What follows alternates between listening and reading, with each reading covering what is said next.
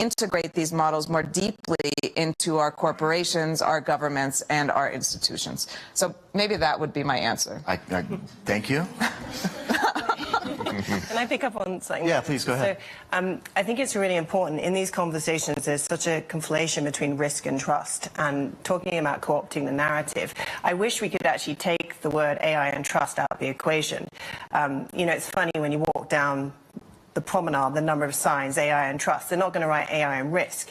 But trust in itself is, the way I define it, it's a confident relationship with the unknown, right? Like, we shouldn't act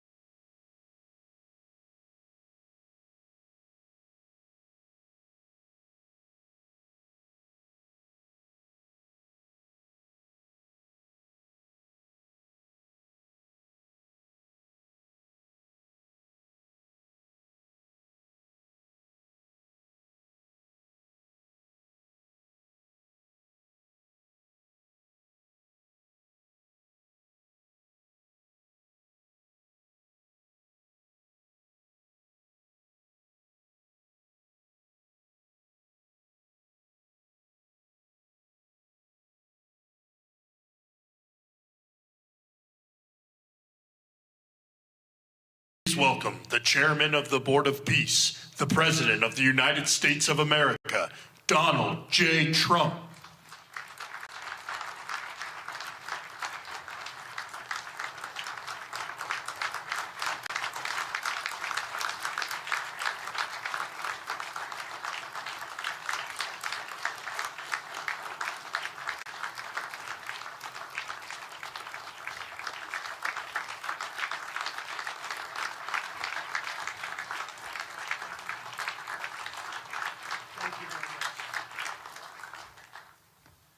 Well, this is a very exciting day, long in the making, and many countries have just received their notice, and everybody wants to be a part of it, and we'll work with many others, including the United Nations.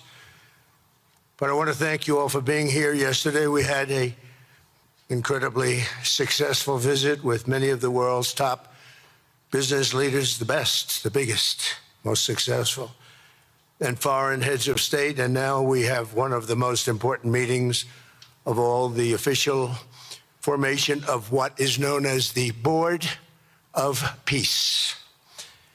I want to thank the Secretary of State, Marco Rubio, Special Envoy Steve Witkoff, and Jared Kushner, and their extraordinary work. I mean, they have done an amazing job. We have peace in the Middle East. Nobody thought that was possible.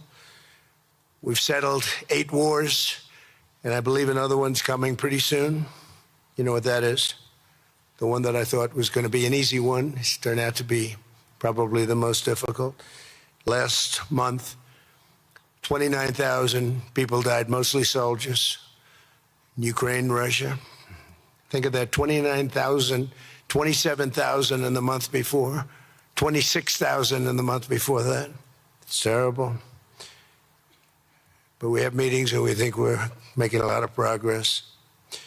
Thanks as well to Secretaries Scott Bessent, Howard Lutnick, and Chris Wright, U.S. Trade Representative, Jamieson Greer. They're all doing such an incredible job. Ambassador Callista Gingrich, who is here, doing a fantastic, really fantastic work. Thank you, Callista. And many other members of my administration who are so committed to peace, and they're also committed to great success. Very importantly, let me recognize the very first group of distinguished members of the Board of Peace. They will be introduced by name in just a moment. Caroline will be doing that introduction. And to each and every one of you, we are truly honored by your presence today.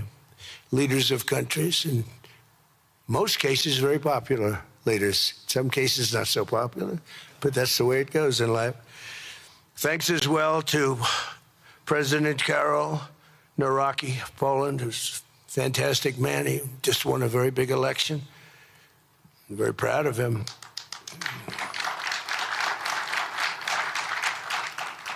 Amazing. Along with former Prime Minister of the United Kingdom, Tony Blair. Thank you, Tony, for being here. We appreciate it. And members of the Board of Peace Executive Board, great group. This week marks the 1-year anniversary of my second inauguration as president. No administration in history has achieved such a sweeping turnaround in 12 months' time at home and abroad. We have a tremendous mandate. We won the popular vote by millions. We won every swing state to 7. They were saying, can you win all 7? Is it possible? Because it's not done.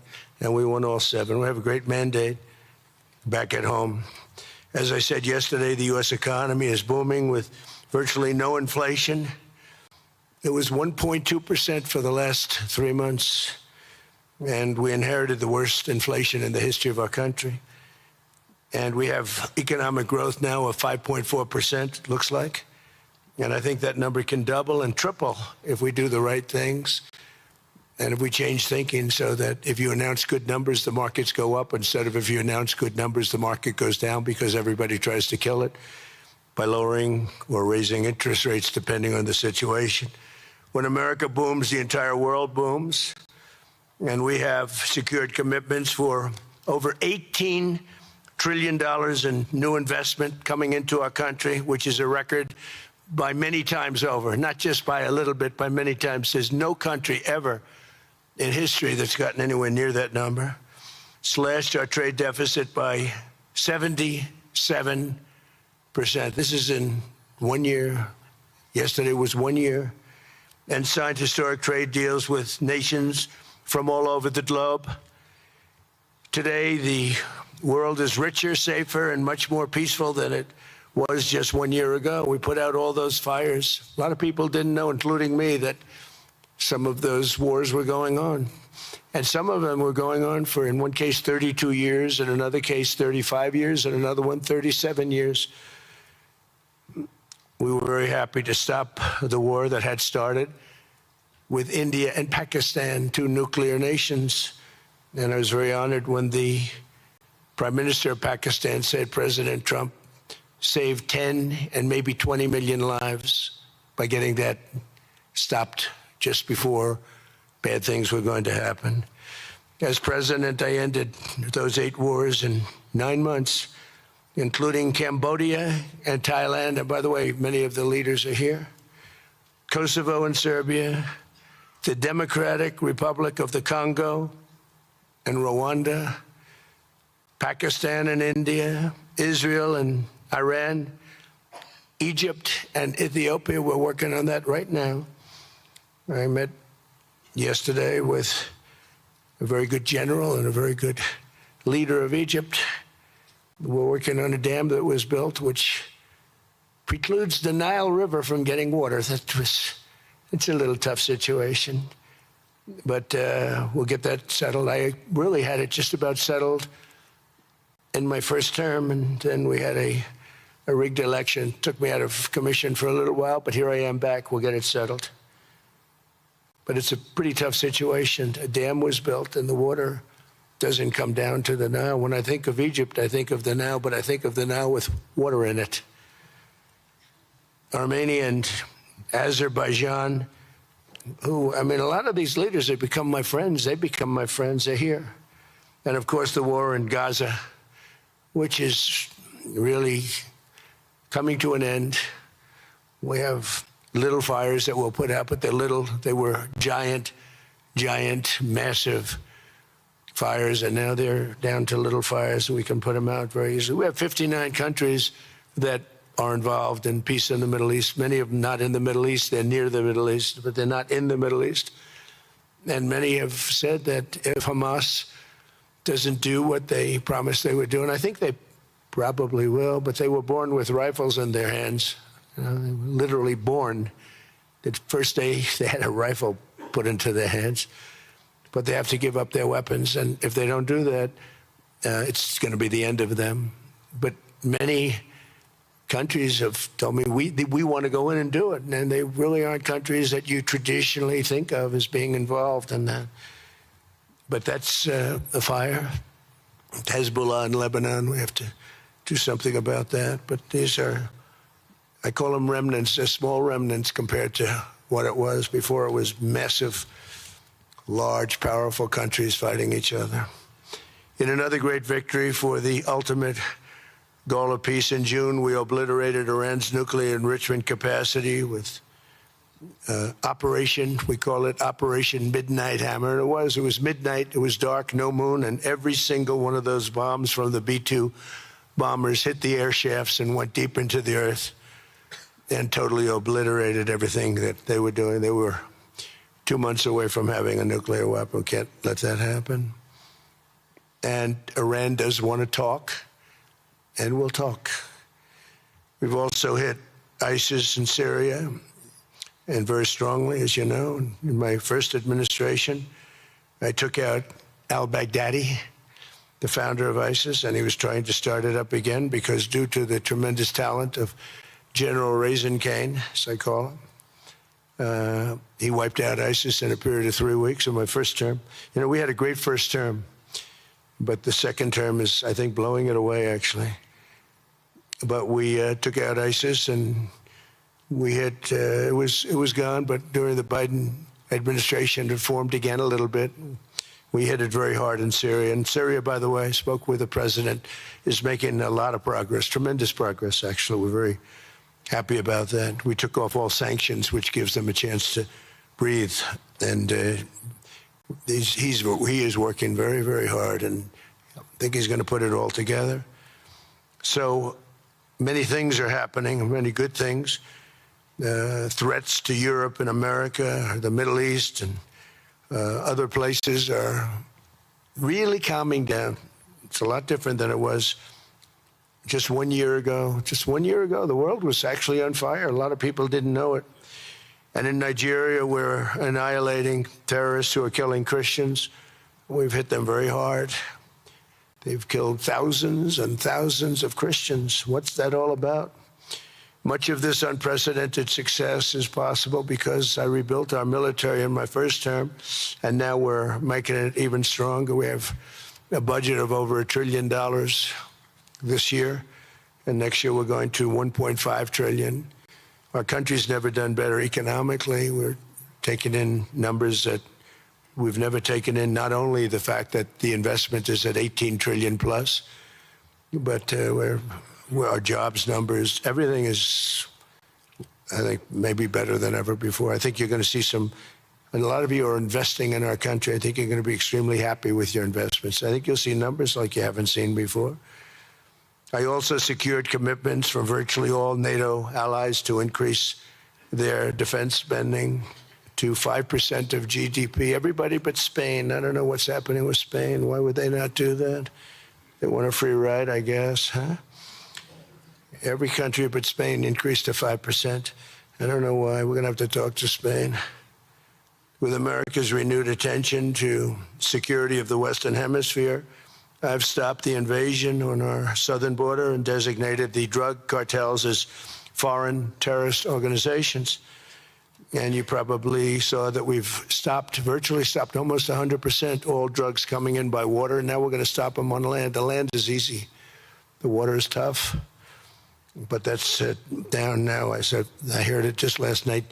It was 97. Now it's 98.1%. And we're trying to figure out who are the 2% that are willing to get onto those boats. I don't think they watch television or the news.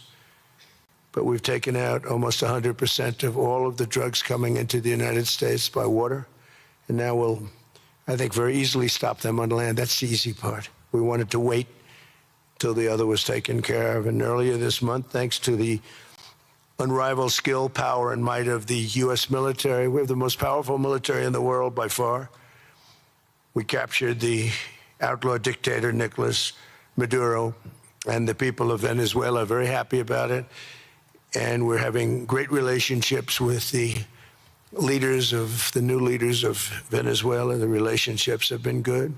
We're opening up the country to our giant oil companies, and it's going very well. We've already taken out, think of this, 50 million barrels of oil, and a lot of that's going to go back to Venezuela. They'll do more income with us in a short period of time than they did in years, because as much oil as they have, and they have a lot, just about the most. After us, there's a couple of countries that are in that category, but we have the most, actually, and they're second between Venezuela and us. We have 62% of the world's oil, but they have very little production, so they'll have a lot of production. All the oil companies, we had meetings, you probably saw, all the oil companies want to go in. They want to go in immediately. They're already touring the sites. But our military was amazing. That strike was amazing. We had a second wave coming. We didn't need it. They said, no second wave. We don't want a second wave. The first wave was enough. And of course, we're working to end the horrible killing in Ukraine, a war that should never have happened and would have never happened if I were president. That was not going to happen. I used to speak to Vladimir Putin about Ukraine, and it was the apple of his eye, but he would never have ever done it. Said, you can't do that, Vladimir. As part of this historic record of major peace initiatives, today we're announcing more details regarding the Board of Peace, so important. This board has the chance to be one of the most consequential bodies ever created, and it's my enormous honor to serve as its chairman. I was very honored when they asked me to do it. We had an idea to do it, and then they came, they said, you be the chairman. And but I take it very seriously. We have a great group of people and incredible young people that are leading it from within.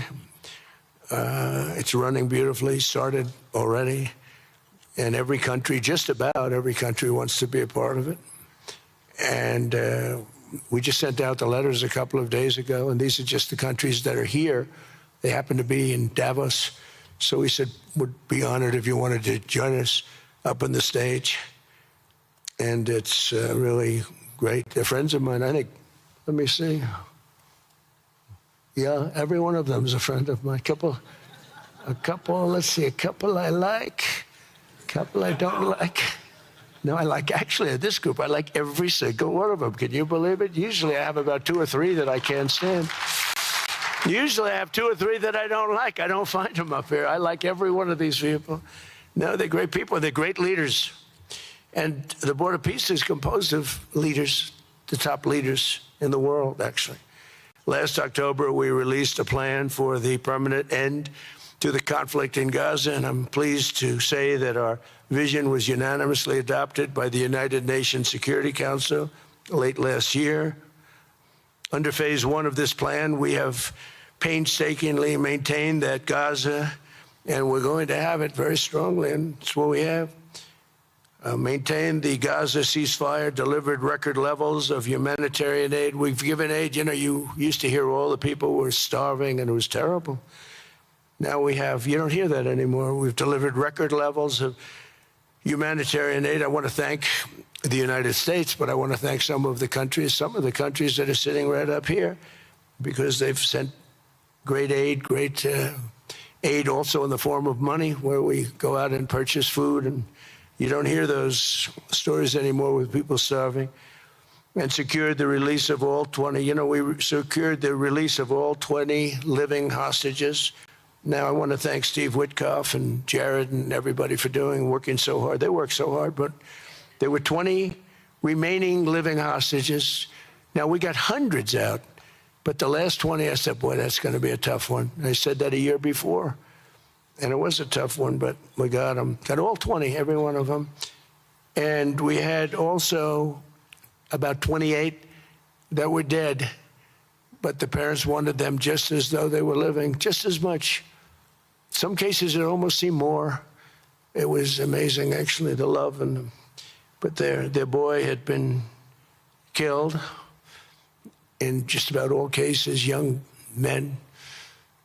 Their boy had been killed, and they wanted the body of the boy, and it looked like it couldn't be done. And with the exception of one, and we're close on the track of that, we've got them all, every single one of them, which is amazing. It's a rough job. That was a rough job. And I've been very clear that Hamas must return that last remaining deceased hostage as well, and that will be the full commitment. And then we get on to other things, and we're committed to ensuring Gaza is demilitarized, properly governed, and beautifully rebuilt. It's going to be a great plan, and that's where the Board of Peace really started. And I think we can spread out to other things as we succeed with Gaza. We're going to be very successful in Gaza. It's going to be a great thing to watch, and we can do other things. We can do numerous other things. Once this board is completely formed, we can do pretty much whatever we want to do, and we'll do it in conjunction with the United Nations. You know, I've always said the United Nations has got tremendous potential, has not used it, but there's tremendous potential in the United Nations, and you have some great people at the United Nations, but so far it hasn't. You know, on the 8 wars that I ended, I never spoke to the United Nations about any of them.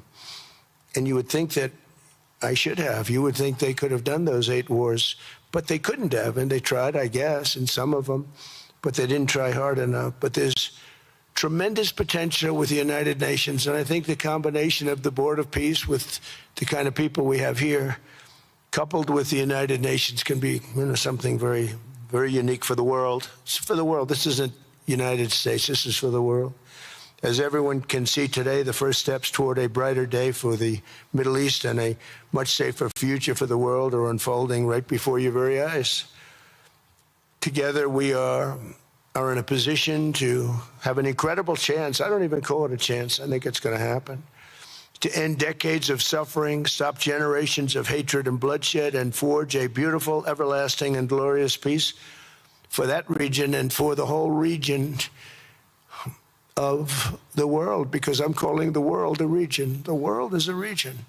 We're going to have peace in the world. And boy, would that be a great legacy for all of us. Everybody in this room is a star, or you wouldn't be here. There's a reason that you're here, and you're all stars. You're the biggest people, the most important people in the world, most powerful people in the world. And when you use that genius that you have, that very unusual, very inspired genius, when you use that for peace, the opposite of peace has no chance. So I just want to say it's tremendous to be with you, and I think this is something that we're doing that's very important. This is the most important. I was so looking forward to being here, and yesterday was a tremendous success. A lot of good things happened, but this was something that I really wanted to be here and do, and I could think of no better place because so many people were together. And now to bring the Board of Peace into full force, I ask Sheikh Isa of Bahrain and Foreign Minister Barita of Morocco to join me in signing and ratifying the Board of Peace Charter. Thank you very much, everybody. Appreciate it. Thank you. Thank you.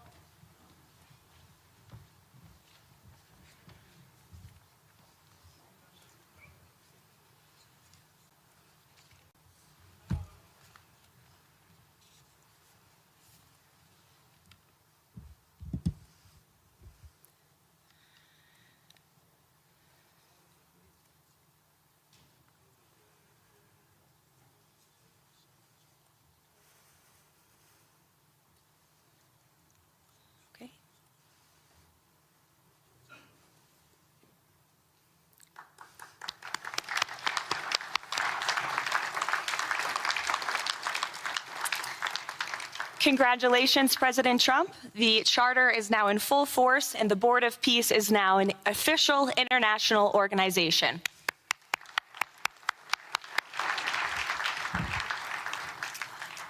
We will now continue the signing ceremonies, beginning with the President of Argentina and the Prime Minister of Armenia.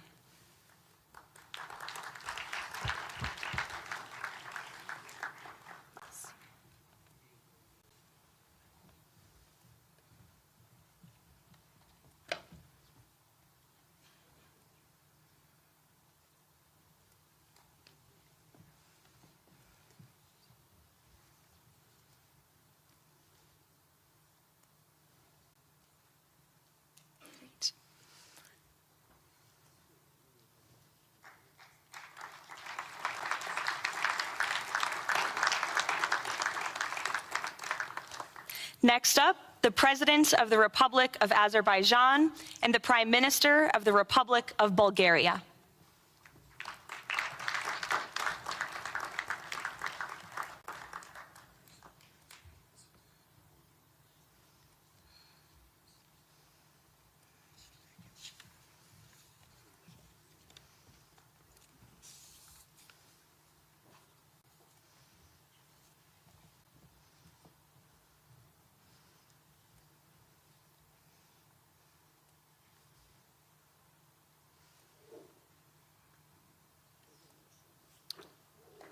Thank you. Next, the Prime Minister of Hungary and the President of the Republic of Indonesia.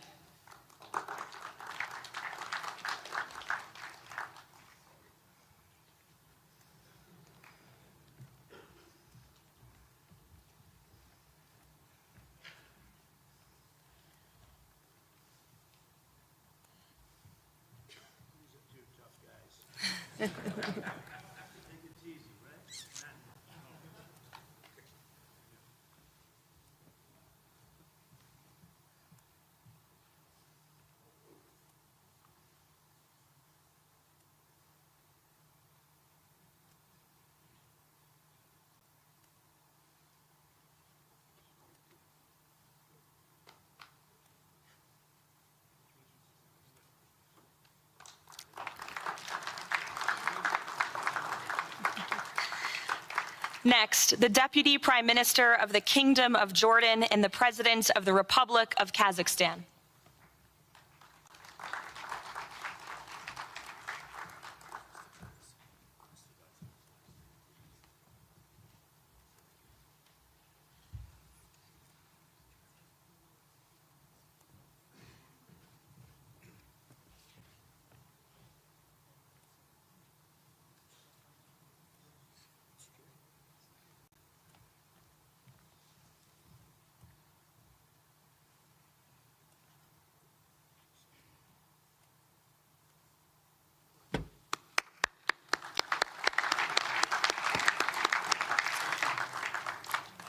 Next, the President of the Republic of Kosovo and the Prime Minister of the Islamic Republic of Pakistan.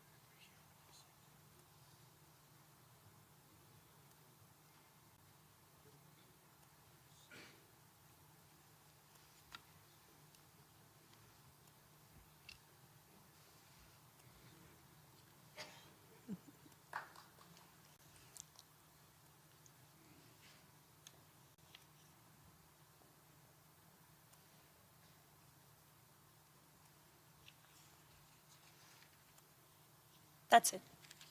Yes. Thank you.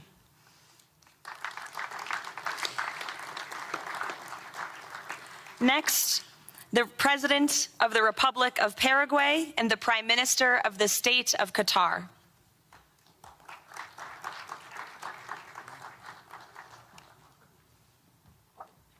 Hello, good, how are you?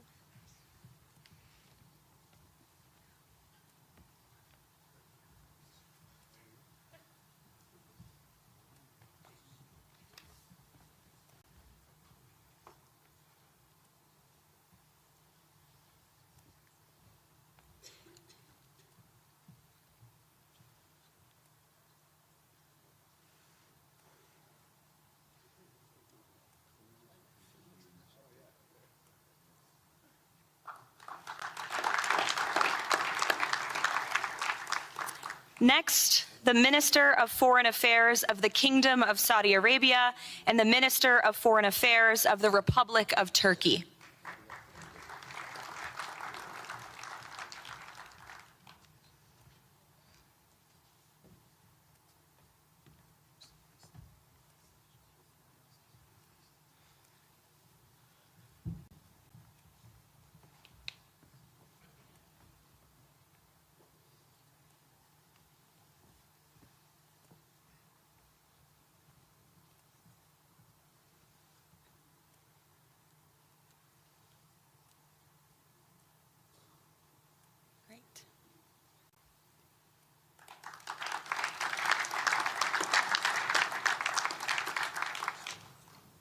Next, the Chairman of the Executive Authority Affairs of the UAE and the President of the Republic of Uzbekistan.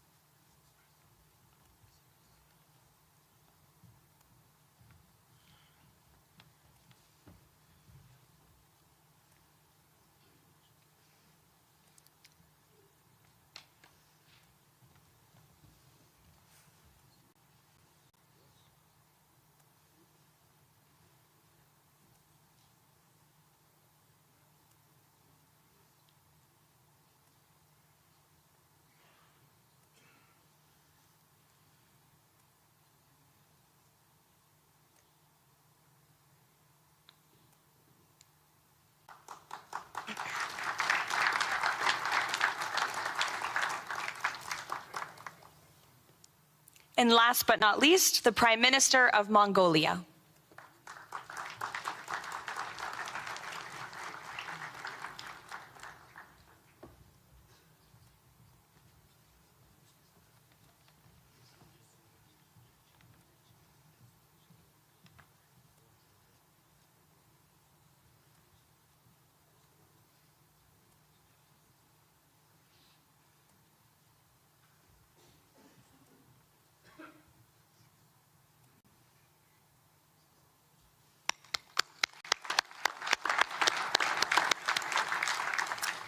Congratulations, everyone. This concludes the signing ceremony.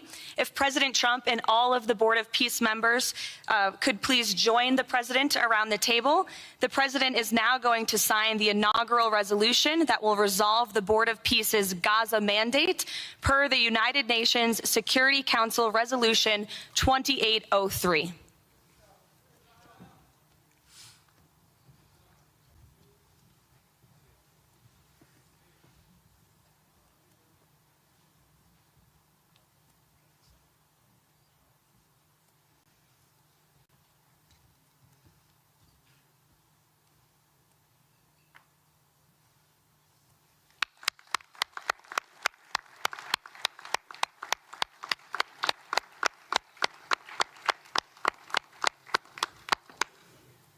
Congratulations. If President Trump and all Board of Peace members could please take their seats in the front.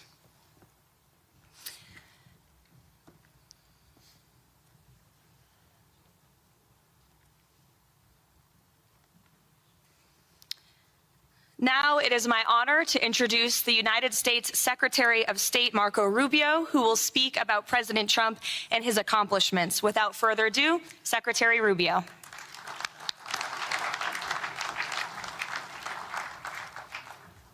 Thank you very much. It's an honor to be here today. It's an honor to serve as the Secretary of State during a historic presidency. And it's a historic presidency because the President of the United States, Donald J. Trump, is someone who is not limited by what others say is possible or what others say is impossible. He's not limited by some of the things that have happened in the past, and he's willing to talk to or engage with anyone in the interest of peace, always putting the American people and our national security first, but understanding that in the world that we share with so many others, peace is paramount to all of us.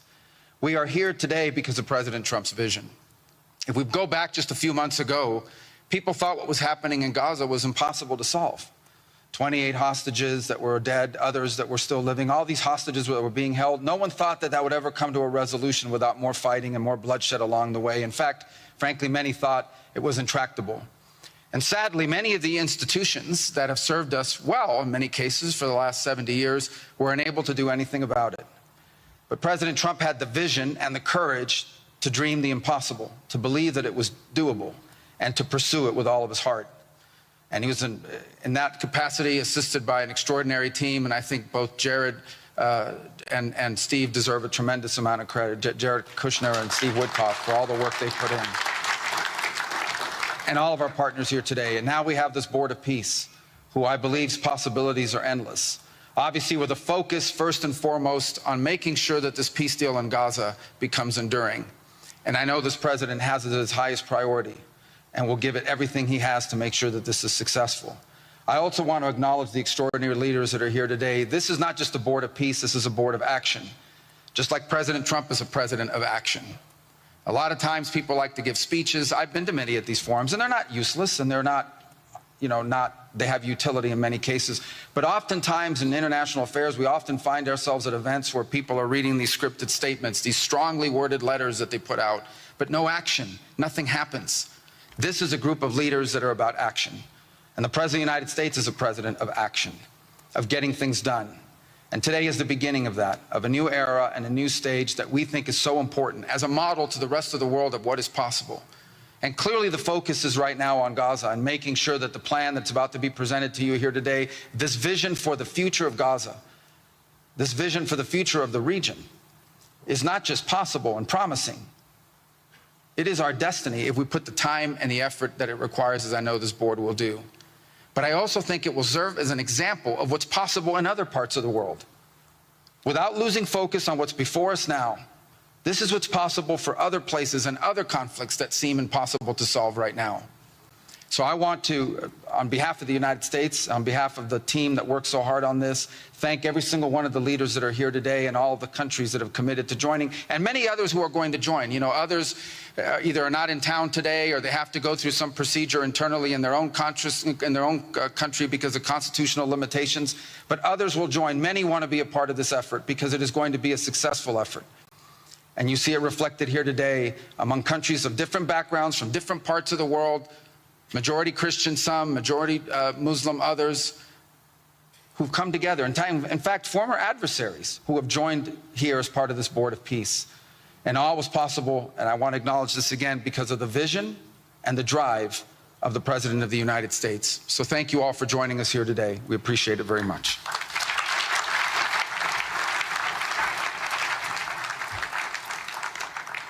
Thank you, Secretary Rubio. Please, if you could now turn your attention to the screens for a video message from the head of the National Committee for the Administration of Gaza, Dr. Ali Shaith. Distinguished leaders, colleagues, and friends, it is an honor to be here today.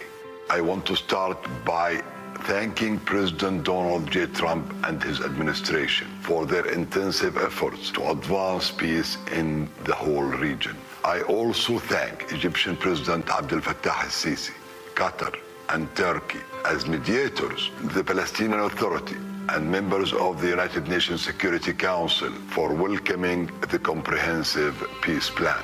These efforts created the opportunity for a new future in Gaza Strip.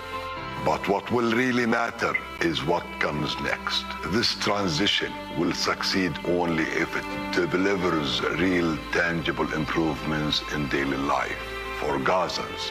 As Chief Commissioner of the National Committee for the Administration of Gaza, it's my responsibility to turn this moment into action, to restore order, to rebuild institutions, and to create a future for the people of Gaza defined by opportunity and dignity, under the principle of one authority, one law, and one weapon. As a first step, I am pleased to announce the Rafah crossing will open next week in both directions. For Palestinians in Gaza, Rafah is more than a gate. It is a lifeline and symbol of opportunity. Opening Rafah signals that Gaza is no longer closed to the future and to the war. I want to be clear, there is much more work ahead, and none of it is easy. The road forward will involve difficult decisions and setbacks, but this is a real step, and it marks a new direction. Now, I would like to address the people of Gaza. من أرض الكنانة أتوجه الآن بكلمتي إلى أبناء شعبنا الصامد الصابر في قطاع غزة. لقد صمدتم وحافظتم على أسركم وأرضكم خلال سنوات عصيبة هجاف صبرت أعماقكم وكل الحدود. إن صمودكم الأسطوري له أعظم ما قدمت. Your legendary steadfastness is the foundation upon which we will build our future together. This moment is not for looking back, but for moving forward toward a prosperous and bright future. A future where our children grow up without fear or anxiety, where work is rewarded, schools are opened, and daily life regains its stability and security. The coming stage requires the concerted efforts of everyone, but you will not face it alone. Your voices have weight, your actions have impact, and your commitment to peace and the rebuilding of your communities will define the futures of the new Gaza Strip. Step by step, with discipline and determination, we will build a capable Gaza, capable of self-reliance, and we will build it into a center for freedom, opportunity, and peace. اليوم أسأل الأسرة الدولية ليس فقط أن تدعم هذه أسأل By our actions, hold us to clear standards and stand with the people of Gaza as we take this responsibility for our future. Thank you, ladies and gentlemen.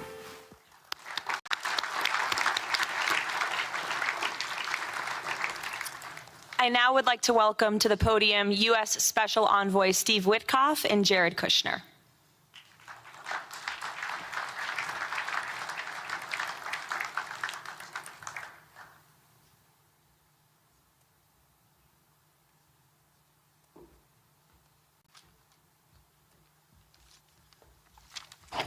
Thank you, everyone, and welcome here. This is really my honor to be up here speaking. I remember when the president asked Jared, I, and of course our great Secretary of State, to work on something that the world thought was impossible and unattainable. But the president, on this peace deal for Gaza, as on all other deals we work on his behalf, said we had to try. And of course, we were inspired by that. We have achieved a peace deal in Gaza. We have brought the hostages home, all of the bodies except for one, and we will bring that body home too. And maybe most importantly, we have created a sense of hope for what the future can bring in Gaza and all other places where the Board of Peace will operate. And I am so honored, Mr. President, to have worked on this on your behalf. I'd like to thank some people here who are here with us tonight who have done so much, done indispensable work to bring this deal together. Sheikh Mohammed, my good friend from Qatar, and Ali Al-Tawadi, Hakan, Fidan, and Ibrahim, General Hassan, and Foreign Minister Badr Abdulati, and of course, President Sisi, and Prime Minister Netanyahu, former Special Envoy Ron Dermer, and Michael Eisenberg for all that they did. I would also like to thank our core working group and members of the Board of Peace who have been working nonstop on behalf of this incredible, noble effort, around the clock for months on end, sacrificing time with their families and their own personal lives because they believe in the mission and the vision that the President has set out for us. I'd also like to thank, those people include Tony Blair, Yakir Gabay, Josh Grunbaum, Aryeh Lightstone, Laron Tonkman, Admiral Cooper, General Frank, and I probably have forgotten some along the way. And then perhaps most importantly, I want to thank our administration. We have an incredible team. It's amazing to work for this administration. I think you see the results that we get on behalf of the President because he inspires us so much. So I'd like to thank the Vice President of the United States, J.D. Vance, for all of his help and guidance, our Treasury Secretary, of course, the Secretary of State, who we work hand in glove with, and a special thanks to our Chief of Staff, Susie Wiles, who is always available to us for consultation, for steering, and for all else that she does. Thank you.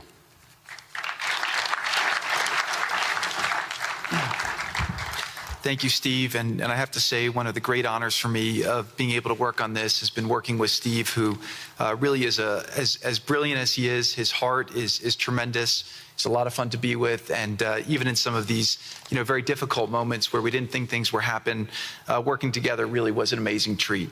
I'm going to go now today just through a couple quick slides just to show you the progress that's been made in the last couple months. It was just over 100 days ago that we got the final deal done, and everyone was celebrating and joyous about the hostages coming home and the end to this long war that nobody thought was possible. And Steve and I were panicking, saying, what do we do next? How do you implement peace? And as you guys know, peace is a different deal than a business deal because you're changing a mindset. And in Israel, there was 2 years of very intense war.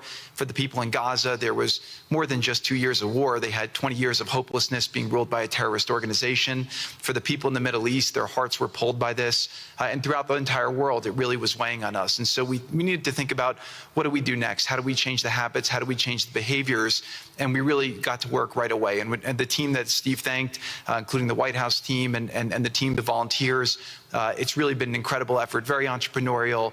And we really did it in the way. I've been working now with President Trump for 10 years on politics. And what continues to amaze me is that he always takes a first principles approach and says, what's the most optimal outcome?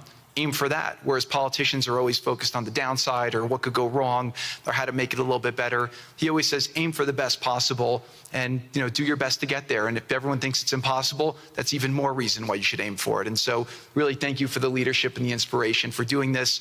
And I think you'll see today we've achieved more than thought was possible. And our ambition is still to go for something, I think, better than most people think is possible as well.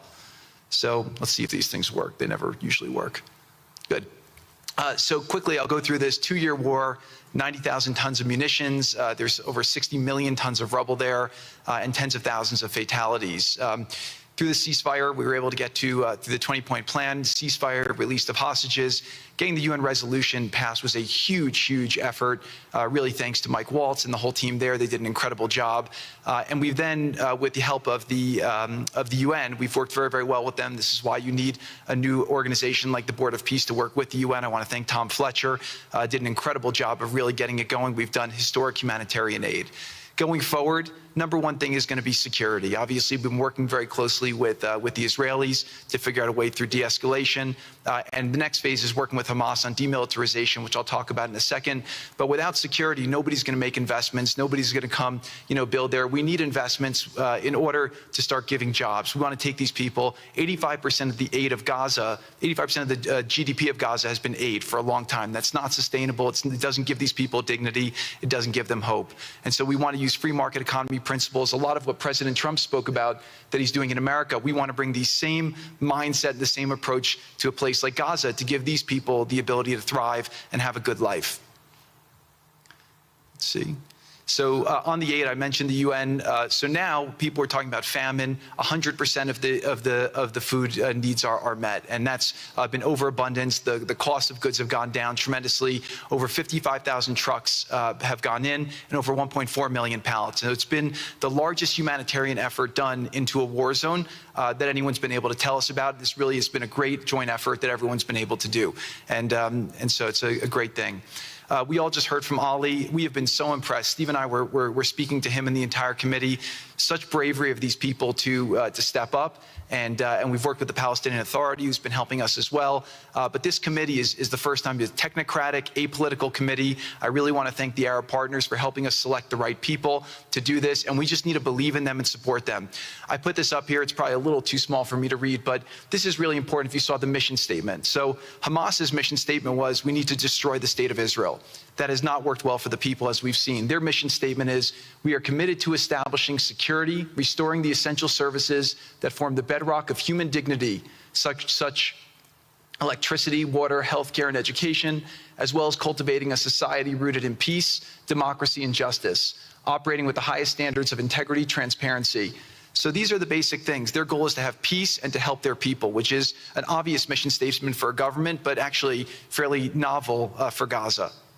So we did a master plan. We brought in, I thank you, Keir Gabay, who's one of the most successful real estate developers and brilliant people I know. He's volunteered to do this, not for profit, really because of his heart. He wants to do this. And we've developed ways to redevelop Gaza. Gaza, as President Trump's been saying, has amazing potential. And this is for the people of Gaza. We've developed it into zones.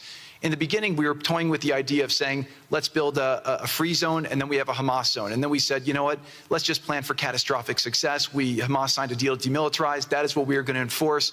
People ask us what our plan B is. We do not have a plan B. We have a plan. We signed an agreement. We are all committed to making that agreement work. There's a master plan. We'll be doing it in phasing. In the Middle East, they build cities like this in 2-3 million people. They build this in 3 years. And so stuff like this is very doable if we make it happen. Rafah will start with. This will show a lot of workforce housing. We think this could be done in 2-3 years. We've already started removing the rubble and doing some of the demolition. And then New Gaza. It could be a hope, it could be a destination, have a lot of industry, and really be a place that the people there can thrive, have great employment. Once this starts going, we think there should be 100% full employment and opportunity for everybody there. And we have a lot of data on what can be, but we think that this really gives the Gazan people an opportunity to live their aspirations. But it all starts with security, and it all starts with governance. Final note I'll just say on the Board of Peace, which is that all the lessons we're doing is we're basically studying the best practices from all over the world, and we're watching who does education the best, who does healthcare delivery the best. All of these things it's not secret IP. All this is IP that the Board of Peace is going to make public, and we want to encourage all the countries to be able to follow these best practices. A lot of the things that President Trump is doing in America, if they're working, we should all be copying them. If we find what's working in other countries, we should be copying them too. And so what the Board of Peace will have the ability to do if we're successful with Gaza is really show how do you do peace implementation, which is something that when we got this deal done, we didn't really find too much expertise or know-how on how to do it. So as we're creating this system, hopefully it's something that we can just document these learnings and make them available to all else who want to use them in the future. So demilitarization, this is something we're starting now that we have a new government in Gaza. This government will be working with Hamas on the demilitarization to really take the principles that were agreed to in the document to the next phase, and hopefully that will be successful. Without that, we can't rebuild. So if Hamas does not demilitarize, that will be what holds back Gaza and the people of Gaza from achieving their aspiration, and that's very important. So the next 100 days, we're going to continue to just be heads down and focused on making sure this is implemented. We continue to be focused on humanitarian aid, humanitarian shelter, but then creating the conditions to move forward. So thank you. Final point I'll just make is this is really only possible because of the work of so many people and President Trump's great leadership. But a lot of you have been asking, how can we help? So the countries have all been incredibly generous. We'll be doing the first conference where we'll announce a lot of the contributions that will be made in a couple weeks in Washington. From the private sector, there'll be amazing investment opportunities. I know it's a little risky to be investing in a place like this, but we need you to come, take faith, invest in the people, try to be a part of it.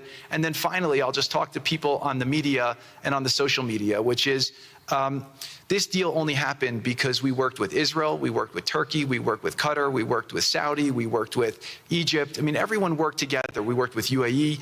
We all worked together to make this happen. I see a lot of people trying to escalate, criticizing Israel or Israelis criticizing Turkey or Qatar. Just calm down for 30 days. I think that the war's over. Let's do our best to try working together. Our goal here is peace between Israel and the Palestinian people. Everyone wants to live peacefully. Everyone wants to live with dignity. Let's put our efforts towards promoting those who are doing the work to build this up, like Ali and his committee. Let's focus on the positive stories, and let's just calm down, turn a new chapter. And if we believe that peace is possible, then peace really can be possible. So we're going to continue to work every day. We need all of your help to do it. And again, I just really want to thank President Trump for his leadership in doing this. This would not have been possible without your commitment to this. Everyone thought it was impossible to end this war. You never gave up. You never stopped. Every time there was a setback, you told us to try harder. You gave us different ideas. And we've made several impossible things happen just in Gaza to date. And there's no reason why we shouldn't be able to make even more impossible things happen. So really thank you for your amazing leadership.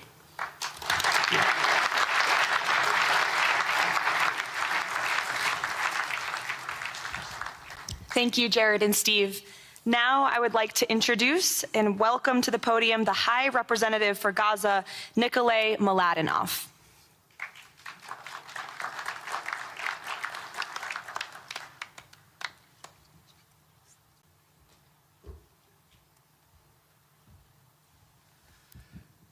Mr. President, it's a great honor and a massive responsibility for me, for my team, for all of us to be here with you to begin this journey. Who would have thought 2 years ago that we will be sitting here with this group of countries, with this leadership, giving the people of Gaza a new chance? Who would have thought that last Friday I would be sitting, Mr. President, in Cairo with an amazing group of Palestinian technocrats, people who you don't see on the news, people who are not media personalities, but who are experts, who are committed to giving their people a chance in life. And this is what this is all about. For too long, Gazans, Palestinians, and Israelis have lived with conflict, with death, with destruction. Now, the page turns. And whether the page turns successfully really depends on all of us. We have the ingredients for it. We have the leadership of the United States and President Trump. We have a great group of countries joining the Board of Peace and more to come. We have a fantastic Palestinian team on the ground, and we must make it work. Our partnerships are there, our plans are in place, and we need your support.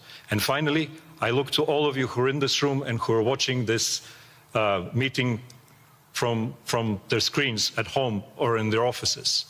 Please put away your talking points for a minute. Please put away your fears. Please put away your concerns. Please stop listening to the rumors and to the gossip. Focus on what we have to do today, because the future of 2 million Palestinians is at stake, and if we give them a chance, we will do more than that. We will create opportunities for 1 billion people who live in the Middle East and beyond, and who are responsible, also who want to see transformation and a chance in life for the future. So please join us on this journey, join the Board of Peace, and join us in supporting this excellent initiative. And thank you again, President Trump and the United States, for taking this decisive leadership forward.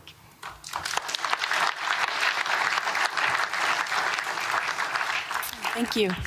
President Trump, would you like to make some concluding remarks?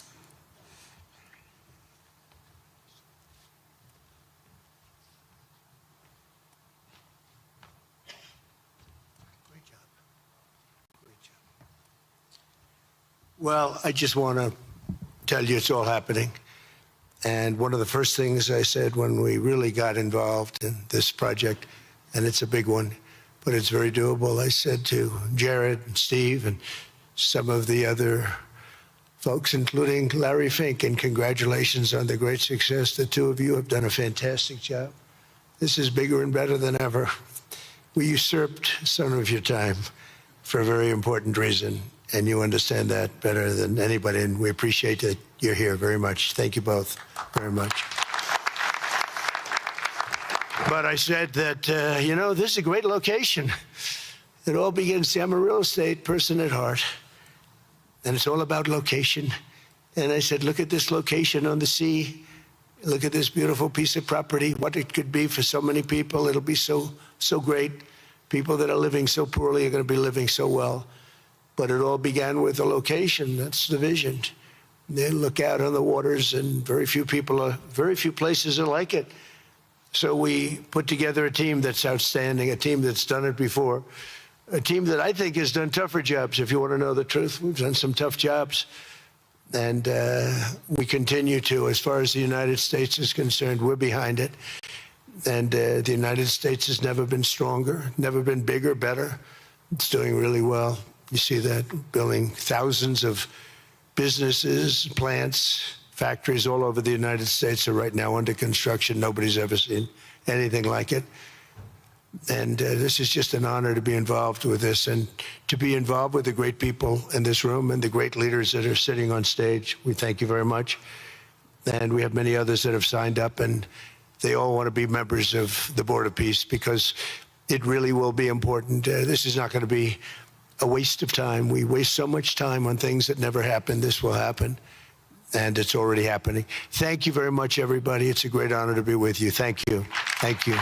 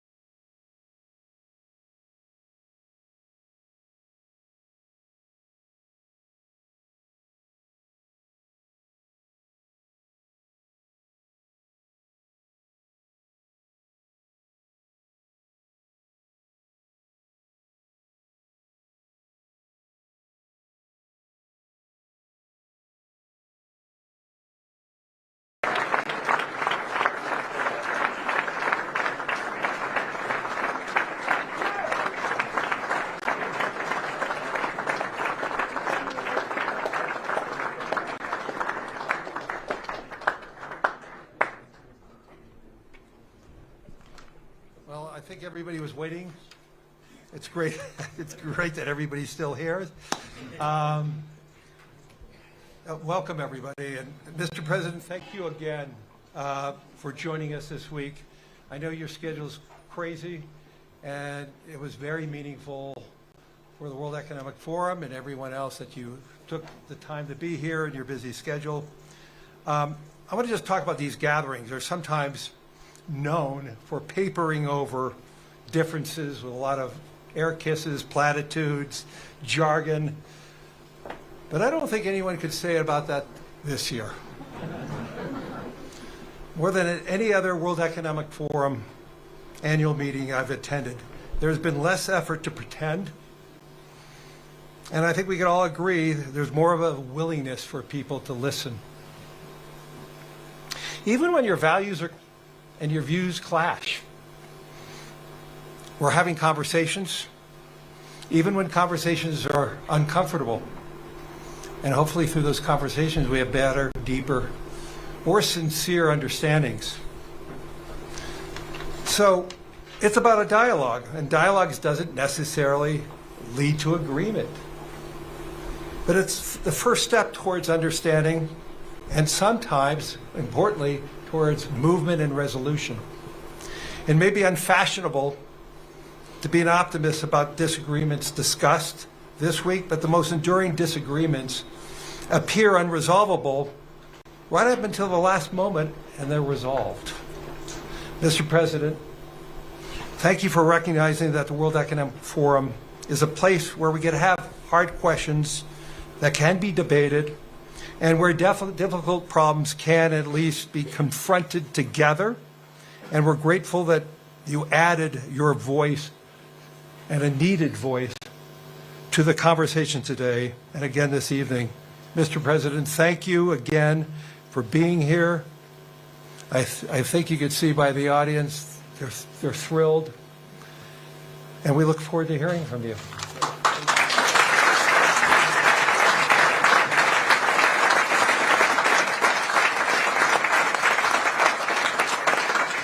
Well, thank you very much. And he's a hell of a guy, but we have an audience. I recognize so many. I know so many. We have the king of soccer, the king of sports over here, Johnny. When you have Johnny, and I heard I just got a report on the sales of tickets. There's never been anything like it, so that's good. Going to break every record. So thank you for choosing us. We appreciate that. He's another spectacular person. And so many people in the audience, and I have this beautiful speech, page after page, and I just said, I just made a speech, and they were all here. They heard it one way or the other. And I said, the last thing we want to do is waste our time and hear it again. But I do want to say the people in this room are amazing. Most of you were in the other room also. And the United States is doing really well, doing like nobody thought was actually possible, certainly not this soon. It's 1 year. It's exactly a year. If you think about it, time flies. It's 25%. That's a long time. But it went very, very fast. We've had tremendous luck. I think it's been reported by even people that aren't lovers of Donald Trump that it's been maybe the best first year for any president. I think in terms of what we've accomplished, it might very well be. But we've accomplished a lot, including ending 8 wars. I have 1 to go. I thought that was going to be one of the easiest ones, and it's turning out to be one of the tougher ones. But you heard me say before, 25,000, 30,000 people are dying a month. It's ridiculous. And I think we're getting close. Jared's here, and Steve Witkoff is here. And a lot of people that are working on that are here, and they've done a good job. I think it could have gone into a world where if we weren't here, it was out of control. But I think we're going to get it resolved. And I'm doing it to save 30,000 people a month, if you can imagine. Your kid, take your son leaves home, waves to you, proud of him, so beautiful, and then 2 weeks later you hear he had his head blown off fighting Ukraine or fighting Russia. It's both of them. The total are averaging 30,000, actually 30,000 young people, generally soldiers, a little bit in towns, but for the most part it's soldiers. Every single month they're dying. So I think we're going to do well there. But we have Scott Bessent